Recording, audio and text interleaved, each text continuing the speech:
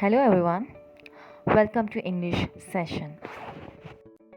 Today we are going to see in our English class Unit 7 a tribute to Netaji. So let's see glossary. As I always says, read out the words, glossary words loudly along with the meaning.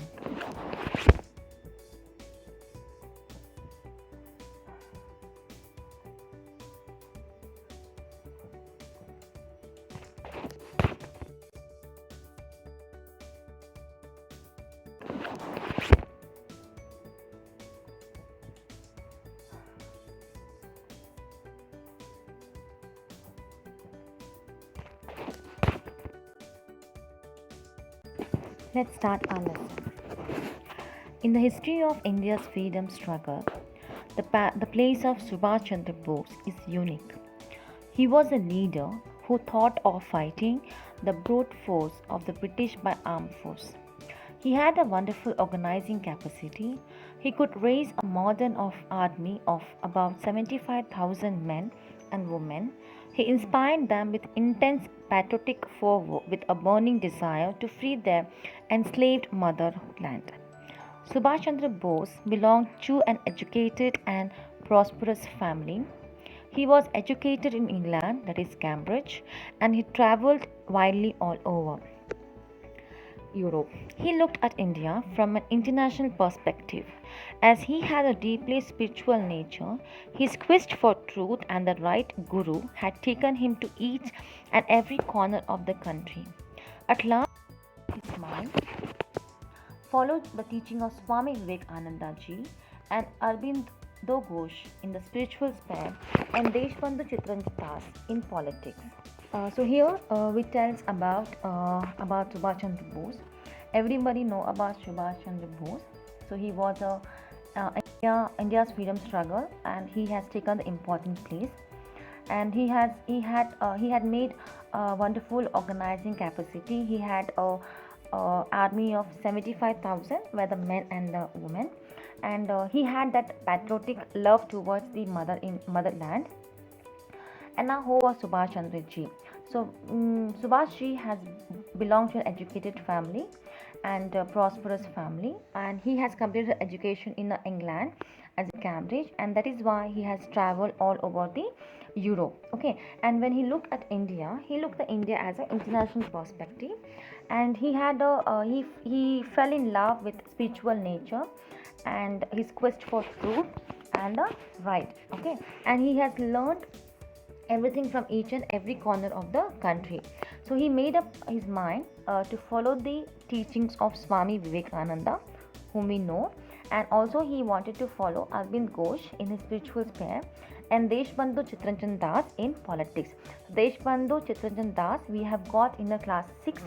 I want to quit ICS. Remember? So in the chapter also it's about the Chitranjan Das. So here's an introduction about Subhash ji.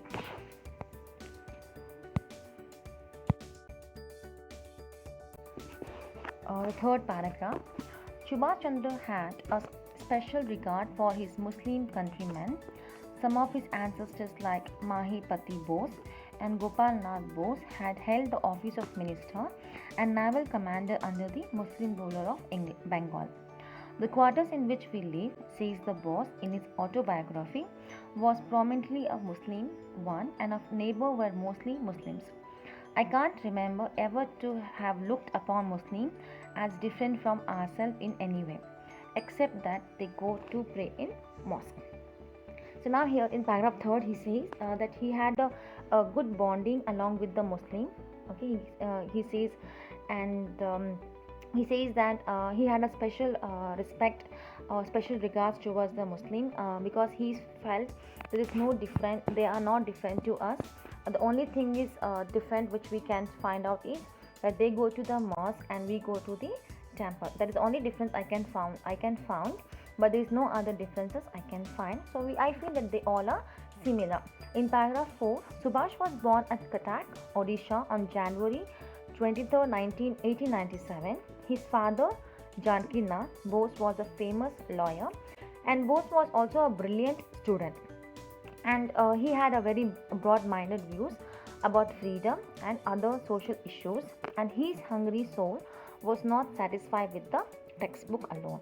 Describing his childhood, he said, "In my infancy, I was brought into touch with English people, English education, and English culture. After that, I went back to our culture, both classical and modern."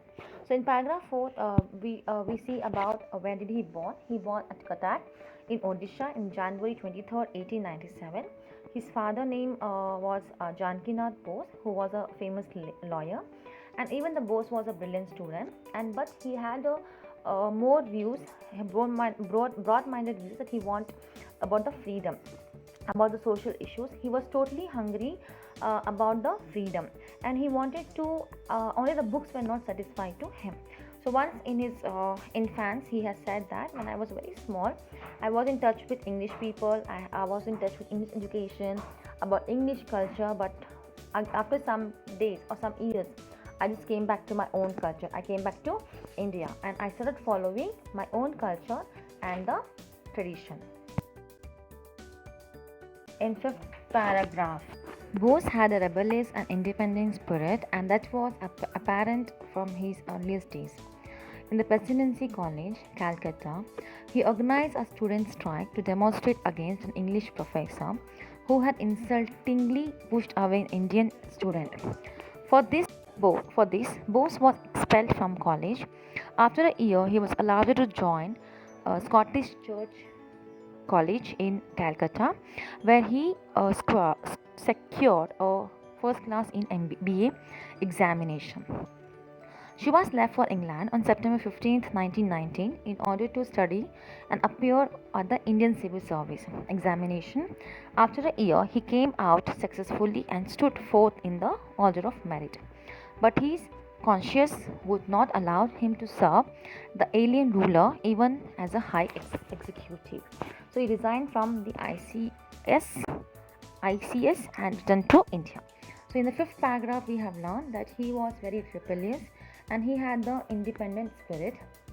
So in the college, what happened? He has demonstrated a strike where an English professor had treated an Indian student, has pushed away an Indian student, and when he has demonstrated the strike, he was expelled. Expelled means suspended from the college, and after a year, he was allowed to join the college, which was called as a Scottish Church College in the Calcutta, and there he wrote an exam. ICS exam, it is called as Indian Civil Service, and when he finished his exam, he stood a fourth in a merit list. That means he got a fourth rank, but he was not ready. He was not ready that he has to work under the aliens are here British, so he was not ready to work under the alien. So what did he do? He resigned his job and returned to India. Now, Bose wanted to chalk out the future course of his life. He had a long discussion with Mahatma Gandhi and C.R. Das. He took Das as his mentor and settled down the principal of National College at Calcutta. But Bose gave up his job when Gandhiji started the non-cooperation movement, and he was arrested by the British for joining the movement. After his release, Bose formed the Swaraj Party and was appointed the editor of the party's journal, Forward. Bose became the executive officer of the Calcutta Corporation in 1924 and gained valuable experience of planning and practical administration. So, in the paragraph 7, now he wanted to change the future. So he had a discussion with Mahatma Gandhi ji and C.R. Das, and after after C.R. Das had given the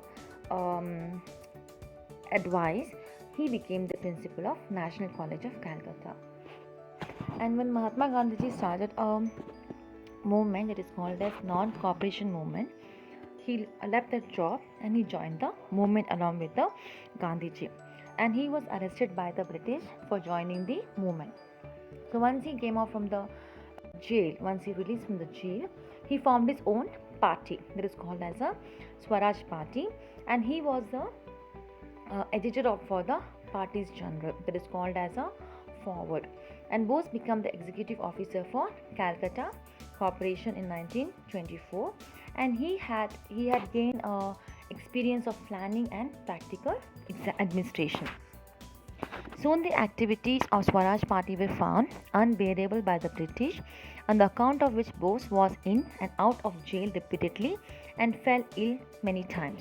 So now, when the Swaraj Party has been formed, whatever the movements, whatever the work they were doing, it was not bearable by the British. So what they have found, they were keep arresting the Bose so many times, and because of due to this, he fell ill many times. He was not keeping good.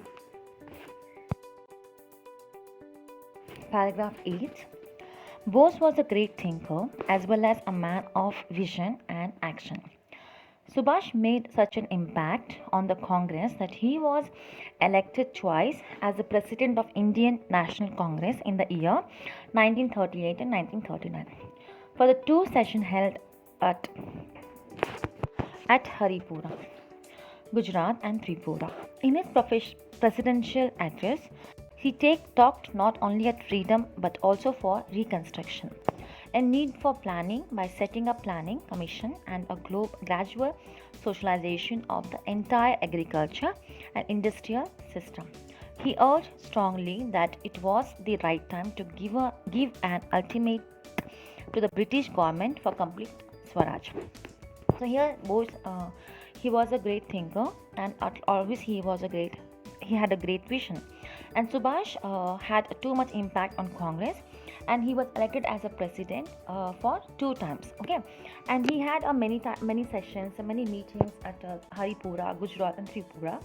And during his presidential time, when he was a president, he did not give importance to about freedom, but he also spoke about reconstruction. Reconstruction means recreating the country, and he said that we need to plan. We should have a planning commission, and we should have an agricultural system, industrial system. So he said that we have to develop our country, and he said it was the right time. He said that it was the right time to declare ourselves as a Swaraj. In 10th paragraph we see Britain was engaged in the World War. So Gandhiji and Nehru were of the opinion that the Congress should not take advantage of Britain's difficulty. But Bose had a strong views and advocate total freedom. He traveled throughout the country to organize public opinion against the war of effort. So he was arrested on July 2nd, 1940 at Madras. On November 26, 1940, Bose went on hunger strike to protest against the ill treatment of prisoners.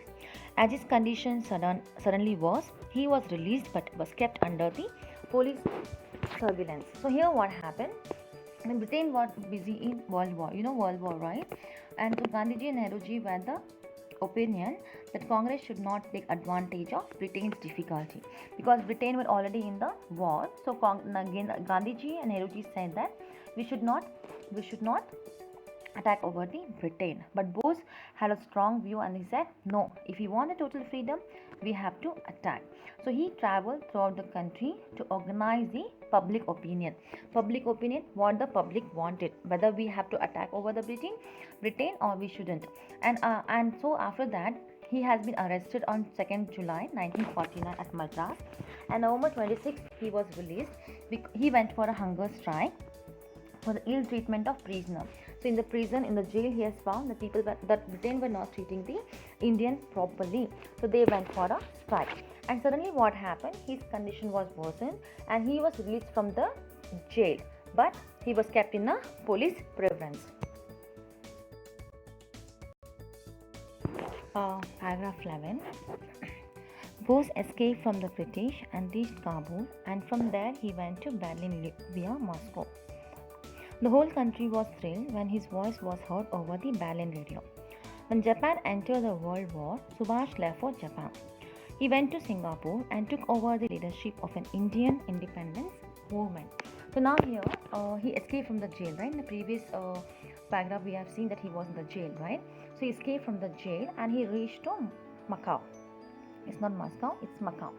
And the whole country was thrilled when they heard the voice of Subhashji in a Berlin radio, and that is how Japan entered to the World War. And when Japan entered for the World War, Subhash left that Japan. He went to Singapore, and there he took the leadership of the Indian independence movement. That is in the Singapore. In 12th paragraph, Subhash went to Southeast Asia and organized the Indian National Army, that is INA, to fight against the British. The Indian soldier and civilians at once declared their allegiance to him and began to call him Netaji. He gave them the inspiring call of Jai Hind and Dilli Chalo. While launching the war, Netaji went on air on July 6, 1944 and sought Gandhiji's blessing in the following words: Father of our nation, in his holy war of India's liberation, we ask for your blessings and good wishes. So in paragraph 12 we see that he organized an army which is called as a INA. This army was made or formed to fight against the British. Okay, and the Indian soldiers and civilians at once declare that people started calling him as a Netaji, that is leader. Okay, and he also gave so many inspiring slogans. For example, Jai Hind and Delhi Chalo. And one of his when he was launching a war, he asked the blessing from the father of nation. So who was father of nation? Gandhiji. So he asked the blessing from the Gandhiji, and he said, let me have a good wishes, so let we win this war. 13th paragraph. The INA fought so well that it soon liberated about 3,200 square kilometers of Indian territory from the well entrenched British army. But it was soon beset by various difficulties such as lack of communication and food, rigors of the monsoon, and breakdown in supplies. On the other hand, the Japanese forces were withdrawn as the war went badly for them. But the INA refused to retreat. With the result, the thousands of soldiers were captured by the British forces. They were disarmed and court-martialed. Jawaharlal Nehru himself organized and conducted their defense. Ultimately, the government released them. So, in 13th paragraph, so INA was a powerful movement, okay, and it liberated some squares of Indian territory from the British army, and it was very difficult for them. Like there was no lack of communication, and food was not there. The monsoon season was not there, so they have gone with the supplies less. So they were not having the supplies. So on the other hand, what we have seen, Japanese were forces in the were broke down. They have withdrawn the war. They were not able to fight in a world war because of the they were badly injured. Okay, and INA they have refused to retreat, and that's the reason thousands of soldiers were captured by the British forces, and they were disarmed. Disarmed means they were not having any kind of arms, and they were court-martialed is they have been suspended.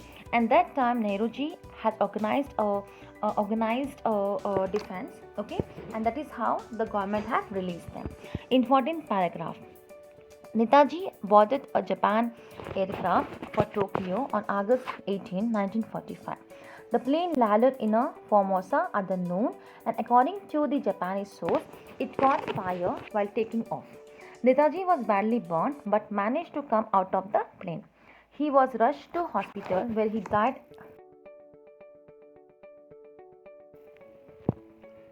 So in 14th paragraph we see that Netaji was going in a Japanese aircraft. He was going for Tokyo in 1945, and the plane landed to a Formosa at the noon.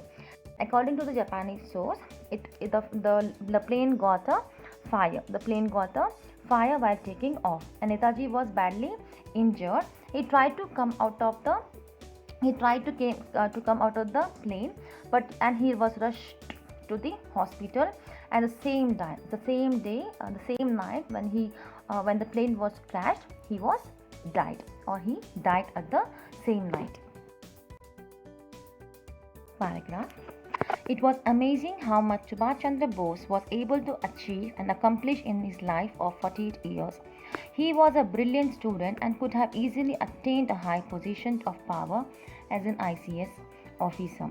But he preferred a life of trials and tribulations as a fighter for his country's freedom. His proud and independent spirit mocked at ill health and ill fortune. He was a doer as well as a thinker and a fighter who never submitted to defeat. In life, he was a natural leader of men who inspired immense devotion and loyalty. In death, he became a legend.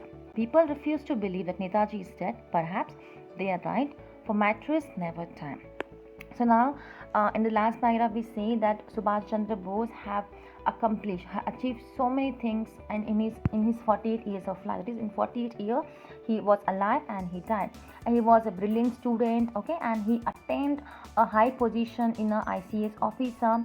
But he left everything, and he spent his life for the country's freedom. He became a fighter and he fought for the country's freedom. He was proud that and he was a good thinker, and he was a fighter, and he never submitted to failure, okay. And he was a natural leader. He was a good leader. He never did anything which is wrong, and that's the reason he became a legend. And people still, they are not able to believe that Netaji is dead, but still, yes, that is right. So here the lesson says that it is correct. He is not died. He will be always